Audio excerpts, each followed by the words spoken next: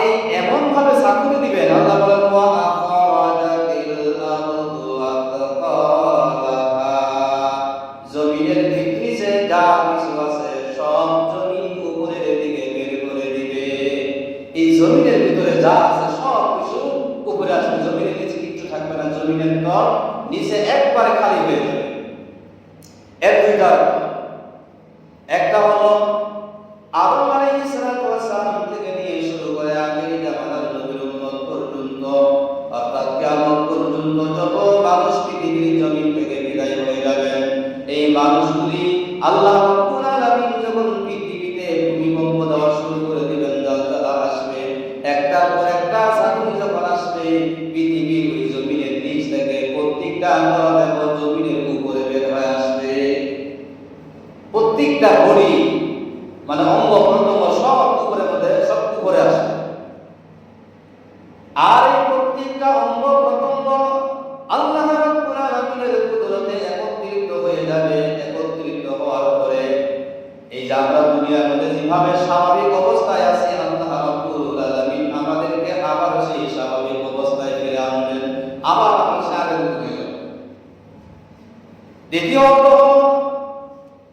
এই মাটির নিচে এই মাটির নিচে আল্লাহ রাব্বুল আলামিন অসংখ্য নিয়ামত আল্লাহ তাআলা রেখেছেন। এই মাটির নিচে যত সোনা দানা হয় না, যা কিছু জমিনের নিচে আল্লাহ তাআলা যত সম্পদ রেখেছেন, সব সম্পদগুলি জমিনের উপরে চলে আসবে। মানুষ এই সম্পদগুলো দেখার পরে তারা বলবে, হায় হায়, এই ধন দৌলতের জন্য, টাকার জন্য, এই সোনা দানার জন্য, এই সম্পত্তির জন্য দুনিয়ার জমিনে কোনোদিন ভালোভাবে আল্লাহকে চিন্তা করতে পারি নাই, আল্লাহকে ডাকতে পারি নাই, কোনোদিন নামাজ পড়তে পারি নাই, হজ করতে পারি নাই, ভালো আমল করতে পারি নাই। এই সম্পত্তিগুলি দেখি আজ আপনি আমাদের চোখের সামনে ভেসে আছে, কিন্তু অবস্থাটা এমন হয়ে যাবে, কোন মানুষ সেই সম্পত্তি, সেই অর্থ, সেই সম্পত্তি কোন মানুষ হাত দিয়ে রাখতে পারবে না, করতে পারবে না। দেখবে, আফসোস করবে যে এই সম্পত্তির জন্য দুনিয়ার জিন্দেগিটা শেষ করছি, আর সেই সম্পত্তি আমাদের একবার চোখের সামনে, কিন্তু সেগুলো আমি দিতে পারবো না। এই দৃশ্য দেখার পর মানুষেরা বলবে, তখন মানুষ বলাবলি করবে, জমিনের কি হলো, জমিন এরকম করছে কেন, আর সব কিছু উপরে বের করে দিচ্ছে, জমিনের কি হলো। আল্লাহ বলেন, ইয়াউমা ইদিন তুহাদ্দিসু আখবারাহা, সেদিন আল্লাহর হুকুমে জমিন সব খবর প্রকাশিত করে দিবে। সব খবর সেদিন জমিন আল্লাহর হুকুমে প্রকাশ করে দেবে। বিআন্না রাব্বাকা ওয়ালাহা, আর এটা করবে জমিন আল্লাহর হুকুমে।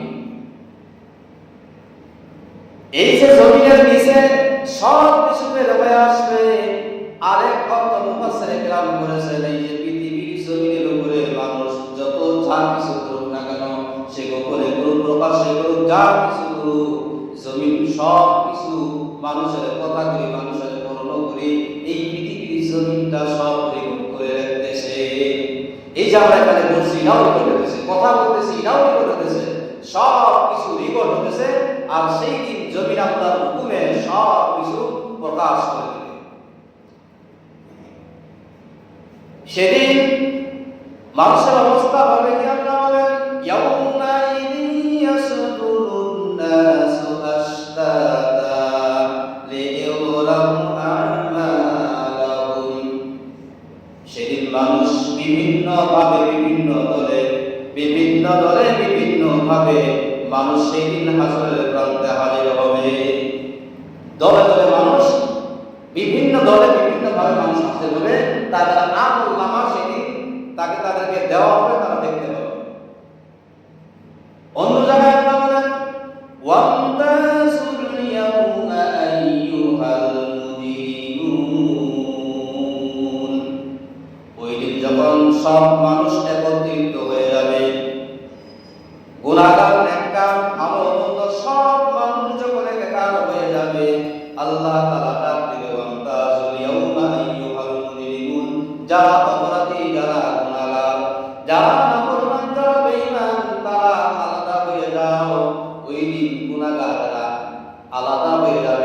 ওই দিন অবস্থাটা হবে ওই দিন অবস্থাটা হবে যারা দুনিয়াতে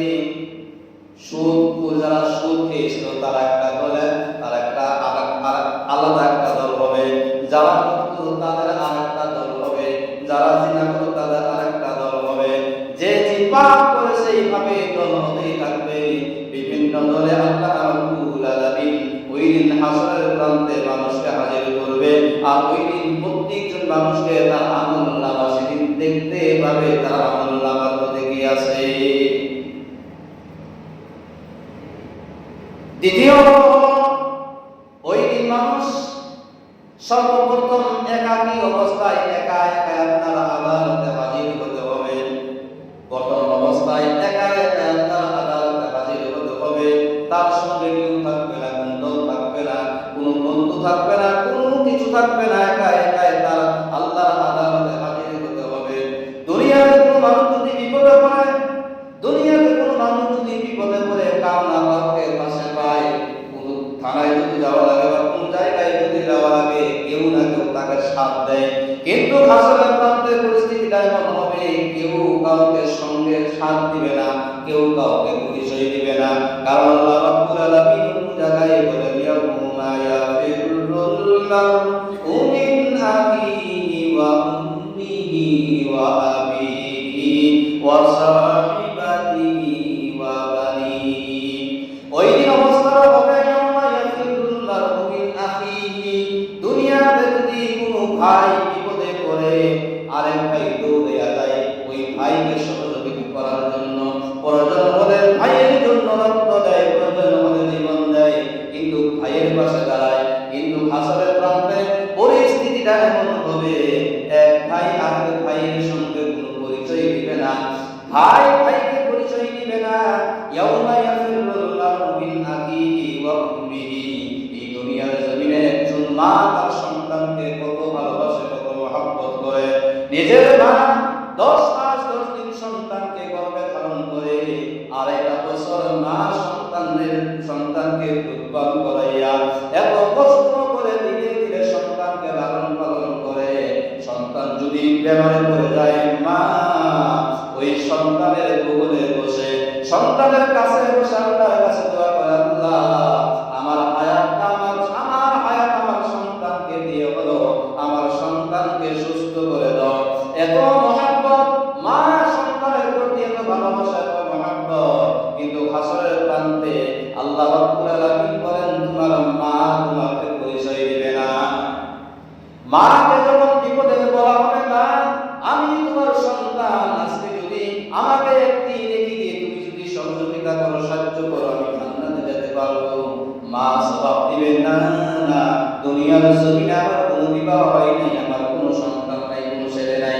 বাবা পরিচয় দিবে না, বাবা বলবে দুনিয়ার জমিনে আমার কোনো বিবাহ হয় নাই, কোনো স্ত্রী সন্তান পরিবার পরিজন কোনো কিছুই ছিল না, কোনো কিছুই ছিল না, সন্তান পরিচয় দিবে না। এবং কি যার জন্য, যে স্ত্রীর জন্য, যে স্ত্রীর মহব্বতে, যে স্ত্রীর জন্য আমরা বাবার সঙ্গে আলাদা হয়ে যাই, যে স্ত্রীর জন্য এত কষ্ট, এত পরিশ্রম, এত মেহনত করি, এত ভালোবাসি, এত আদর করি, যত্ন করি, কিন্তু সেই স্ত্রীও সেদিন বলবে দুনিয়ার জমিনে আমার কোনো বিবাহ হয় নাই, আমার কোনো স্বামী নাই, কেউ কোনো পাত্তা দিবে না। এই যে দুনিয়াতে যাদের পিছনে এত টাকা, লক্ষ লক্ষ টাকা খরচ করতেছি, যাদের পিছনে এত শ্রম, এত মেহনত, এরা সব অস্বীকার করবো, যারা কেউ পরিচয় দিবে না, সেটি সব একা একা আপনার আদালতে হাজির হতে হবে। তাই আল্লাহ রাব্বুল আলামিন বলেন, ওই দিন কেউ কাউকে পরিচয় দিবে না। সন্তান বাবাকে পরিচয় দিবে না, বাবা সন্তানের পরিচয় দিবে না, কেউ কাউকে পরিচয় দিবে না, একা একা সেদিন আপনার আদালতে হিসাব দিতে হবে। আল্লাহ বলেন, ফামাইয়া ইয়ামালু মিসকালা যাররাতিন খায়রান ইয়ারা। আল্লাহ বলেন, কোন মানুষ যদি একটা সরষের দানা পরিমাণ ভালো আমল করে, সেটাও তাকে দেওয়া হবে, সেটাও দেখতে পাবে। হযরত আবু সাঈদ খুদরি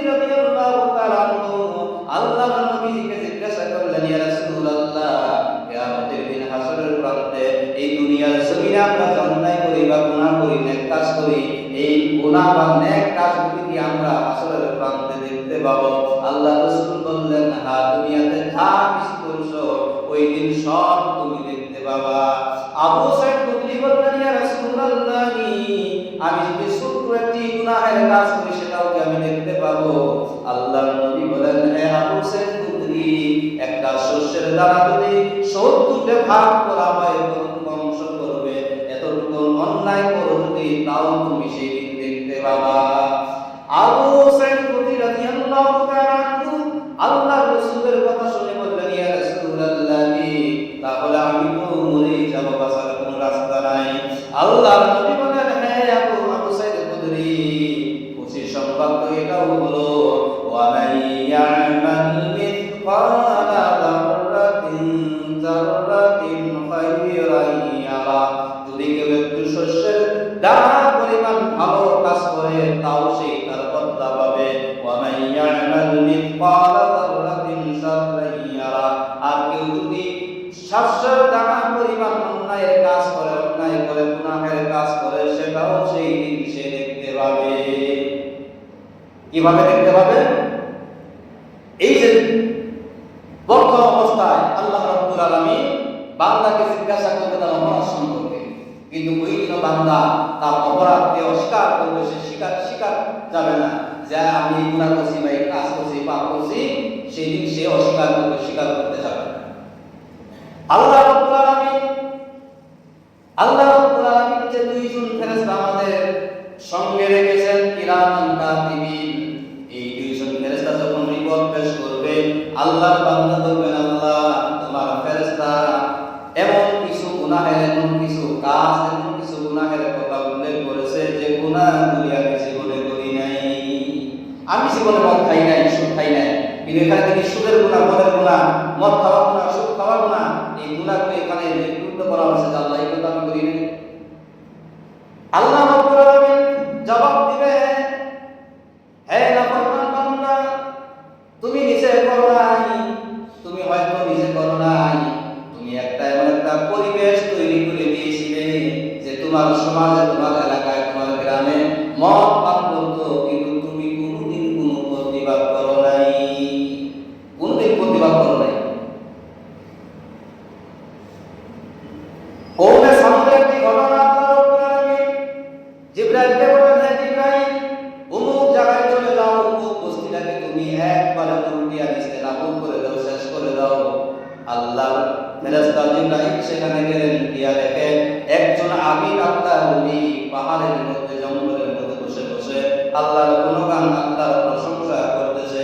এবার জিবরাইল আল্লাহকে বললেন, আল্লাহ, তোমার একজন গোলাম তোমার নাম নিতেছে, তোমার নামে তাসবিহ করতেছে, জিকির আজকার করতেছে, এই জমিনটা কেমনি করে আমি উল্টাইয়া দেই? এবার আল্লাহ বলেন, হে জিবরাইল, সর্বপ্রথম ওই ওলি, ওই আবিদের উপরে আগে ওই জমিনটা ফেলাইয়া দাও। তো গজব আগে ওই আবিদের উপরে শুরু করো, ওই ওলির উপরে আগে শুরু করো, কারণ সে নিজের জাহান্নাম থেকে বাঁচার জন্য জঙ্গলে বসে বসে সে ইবাদত করত, কিন্তু তার জাতি, তার কওম সব জাহান্নামের দিকে যেতেছে, কোনোদিনও সে প্রতিবাদ করে না। এখন আমাদের সমাজে যদি এইরকম কোনো অন্যায় থাকে, আর যদি প্রতিবাদ না করি, মনে মনে যদি থাকি যে গুনাহ করতে চাই, মনে মনে থাকতেছি, প্রতিবাদ করতেছি না, বা কোনো কিছুই বলতেছি না, আল্লাহর নবীর হাদিস অনুযায়ী কিয়ামতের দিন দুইজনে আসামি হয়ে যাব। দুইজনে আসামি, যে করতেছে আর আমরা বসে বসে শুনতেছি বা দেখতেছি, কোনো প্রতিবাদ করে নাই, তাকে কোনোদিন বললাম না, হয়তো সে খারাপ পাবে, হয়তো সে খারাপ পাবে, তার জন্য আমরা বলি। এই জন্য আল্লাহ রাব্বুল আলামিন বলেন, পৃথিবীর জমিনে মানুষ যা কিছু করবে, দিন ধরা করে যাবে, যখন মানুষ সব অস্বীকার করবে যে আল্লাহ করি নাই, তখন আল্লাহ রাব্বুল আলামিন একটা ভিডিও ক্লিপ দেখাবে, আর বান্দাকে বলবে, দেখ এই জায়গার মধ্যে তুই গুনাহের কাজ করেছিস কিনা। এই যে বিপদ হইতেছে, আল্লাহ এইভাবেই দেখাবে আসলে যে এই অমুক জায়গার মধ্যে অমুক কাজটা করছিস কিনা। ওই দিন বান্দা জবাব দিতে পারবে না, ধরা পড়ে যাবে। আল্লাহ রাব্বুল আলামিন সর্বপ্রথম বান্দার মুখটা বন্ধ করে দিয়ে হাতকে জিজ্ঞাসা করবে, তার পাকে জিজ্ঞাসা করবে। আল্লাহ রাব্বুল আলামিন তার হাতের জবাব করে দিবে, হাত করবে, আল্লাহ, তোমার বান্দা এমন আমার এই হাত দিয়ে এমন কিছু অন্যায় কাজ করেছে যেটা শরীয়ত সম্মত না, আপনার হুকুম ছিল না, জোর করে আমাকে ব্যবহার করছে। পা সাক্ষী দিবে যে আল্লাহ জোর করে হেঁটে হেঁটে গিয়ে অমুক জায়গায় গুনাহের কাজ করছে, আমাকে জবরদস্তি জুলুম করে আমাকে ব্যবহার করছে। হাত সাক্ষী দিবে, পা সাক্ষী দিবে, এই শরীরের অঙ্গ প্রত্যঙ্গ সাক্ষী দিবে। ওই দিন আপনার আমার বিরুদ্ধে যে হাত, যে পা, যে চেহারা এত সুন্দর করে আমরা এই যে সাবান দিয়ে তেল দিয়ে এত সুন্দর করে যত্ন করি, কিয়ামতের দিনে হাত পা আপনার আমার বিরুদ্ধে সাক্ষী দিবে কোন জায়গায় কি করেছি। এই হাত পা সাক্ষী দিবে, বাঁচার কোন রাস্তা নাই, কোন রাস্তা নাই। এই জন্য যদি আল্লাহ আনুগত্য যদি না করি, আল্লাহর দিকে যদি ফিরে না আসি, তাহলে পরিস্থিতি খুব ভয়াবহ হবে। আসলে মরার সাথে সাথে তার জন্য কিয়ামত।